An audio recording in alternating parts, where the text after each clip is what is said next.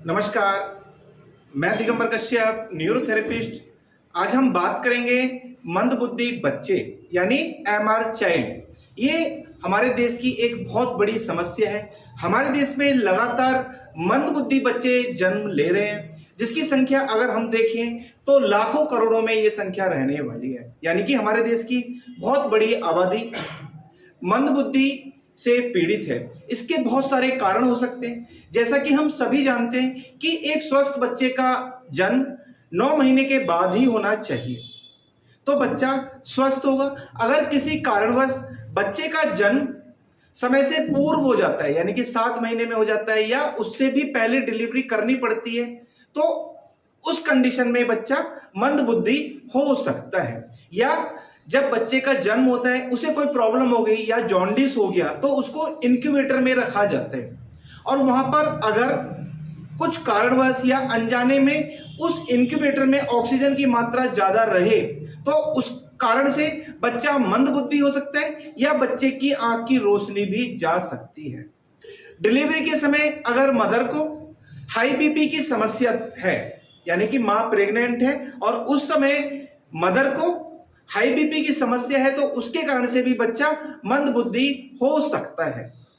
मासिक धर्म से, यानी कि जब महिला में मासिक धर्म आते हैं, अगर महिला में मासिक धर्म ठीक प्रकार से नहीं आते, जैसे कहा जाता है कि जो महिलाओं में ये मासिक धर्म है ये 28 से 30 दिन के बीच में आना चाहिए और इसका जो समय होता है, इसकी जो ड्यूरेशन होती है वो 4 दिन होती है।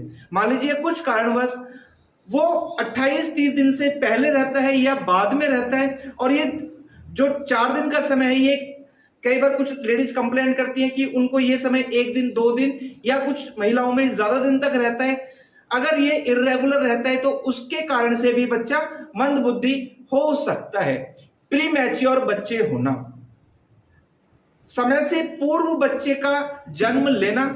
अगर बच्चे का जन्म, जैसे मैंने बताया कि 7 महीने, 7.5 महीने या 8 महीने भी हो जाता है, तो देखा जाता है कि बच्चे का पूरा डेवलपमेंट नहीं होता।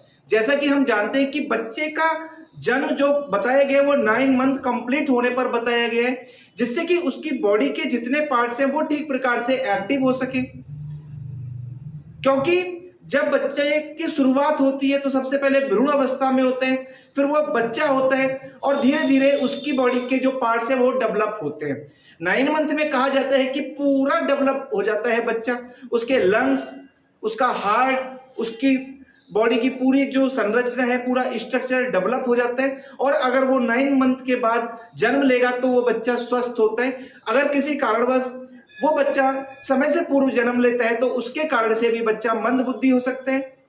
या जन्म से पूर्व बच्चे का वेट कम है, कहते हैं कि अंडर वेट है। अंडर वेट मतलब बच्चे का वजन कम है। कुछ बच्चे देखा जाता है कि 1 किलो के हो गए या 1 किलो 400 ग्राम, 1 किलो 600 ग्राम, जबकि देखा जाता है कि 2 किलो से ऊपर के बच्चे होंगे वो हेल्दी होते हैं और उनको कोई प्रॉब्लम भी नहीं होती।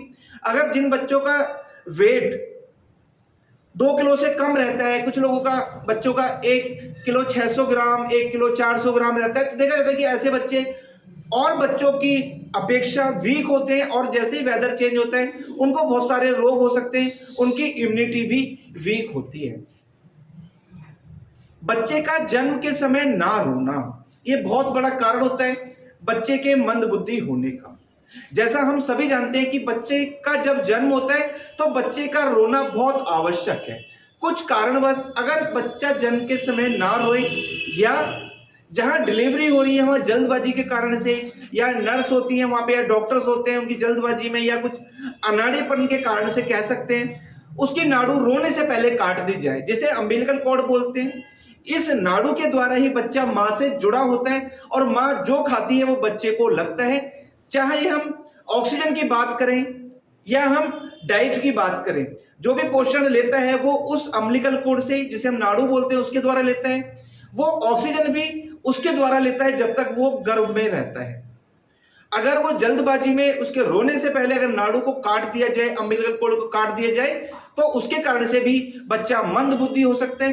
क्योंकि जब वो मां से जुड़ा हुआ था, माँ के गर्भ में था, तो उसी के द्वारा वो अपने न्यूट्रिएंट्स ले रहा था, ऑक्सीजन ले रहा था, जितने भी बॉडी के लिए आवश्यक तत्व है सभी उन्हीं से ग्रहण कर रहा था। जब मान लीजिए बच्चे की नाड़ू रोने से पहले काट दी गई तो उसकी बॉडी में ऑक्सीजन नहीं पहुंच पाती, यानी कि जब बच्चा रोएगा तो उसके लंग्स खुलेंगे, लंग्स एक्टिव होंगे और उसके ब्रेन की जो सेल्स है उनको ऑक्सीजन पहुंचता है। आपने देखा होगा कि जो बच्चे रोते नहीं है बहुत बार तो उनको पैर पकड़ के उल्टा लिटा दिया जाता है और उनके पीछे बम्पर मारा जाता है जिससे कि बच्चा तेज आवाज में रोए। बच्चे का तेज आवाज में रोना बहुत जरूरी है। अगर बच्चा ना रोए तो यह भी एक कारण हो सकता है कि बच्चा मंदबुद्धि हो सकता है। विटामिन की कमी रहना, अगर बच्चे में विटामिन की कमी है उसके कारण से भी बच्चा मंदबुद्धि हो सकता है। नर्वस सिस्टम का डेवलप नहीं होना, ब्रेन उसका अगर डेवलप नहीं हुआ, सेल्स को ऑक्सीजन नहीं पहुंचा, जैसे मैंने बताया कि वो मंदबुद्धि हो सकता है। मिनरल्स की कमी, बहुत सारे केमिकल्स की कमी। जब बच्चा मां के गर्भ में होता है उसके ब्रेन के लिए जितनी ऑक्सीजन की जरूरत होती है वह उसे नाड़ू के द्वारा ही प्राप्त होती है, यानी कि जो अम्बिलिकल कोड है बच्चा उसी से जीवित रहता है जब तक वो गर्भ में रहता है। तो नाड़ू का रोने से पहले काटना यह भी उचित नहीं है। बच्चे की डिलीवरी के बाद बहुत जल्दबाजी भी नहीं करनी चाहिए, डॉक्टर्स हो चाहे नर्स हो, लेकिन पेरेंट्स को भी इन सब के बारे में जानकारी अवश्य ही होना चाहिए क्योंकि बच्चे के तो जिंदगी भर का सवाल होता है और पेरेंट्स को भी जिंदगी भर उस परेशानी को झेलना पड़ता है क्योंकि डिलीवरी तो एक बार हुई, मतलब डॉक्टर ने तो एक बार गलती की या और भी अदर कारण हो सकते हैं, बहुत सारे कारण हो सकते हैं, कोई डेफिशिएंसी है, नाड़ू रोने से पहले काट दी गई, तो बच्चा तो परेशान होते हैं लेकिन पेरेंट्स भी बच्चे को इस हॉस्पिटल से लेके उस हॉस्पिटल तक भटकते रहते हैं। उनका बहुत सारा पैसा, बहुत सारा टाइम वेस्ट होता है और सबसे बड़ी बात की जो परेशानी होती है उसका कोई मोल भी नहीं होता क्योंकि बच्चे की हालत पेरेंट्स से नहीं देखी जाती।